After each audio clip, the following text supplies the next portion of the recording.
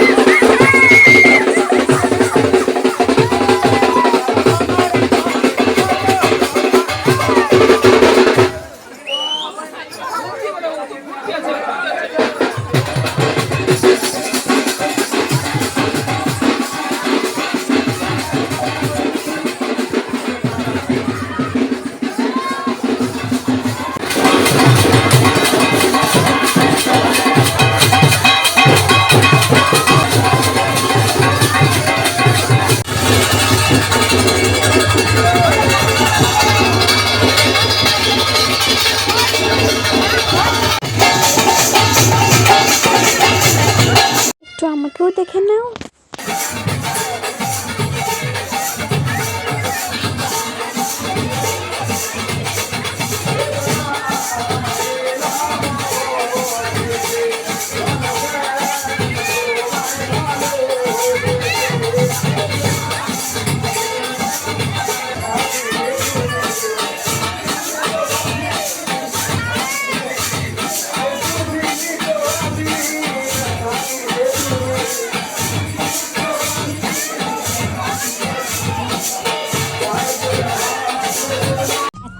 এত ভিড় পা রাখার পর্যন্ত জায়গা নেই।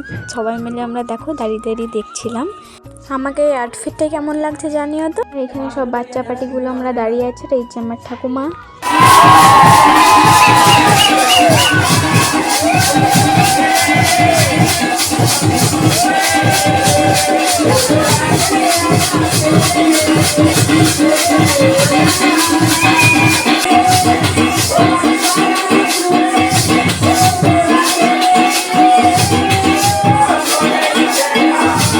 তারপর সব কিছু শেষ করে আমরা বাড়ি যাওয়ার জন্য বেরিয়ে যাই। আর কত ভিড় দেখো, মেঘ জলের মধ্যে এত লোকজন এসেছে। কিছু নেই, মেলা নেই, কিছু নেই, তাও দেখো কত ভিড়। মেলা থাকলে কি ভিড়টা হতো ভাবো একবার।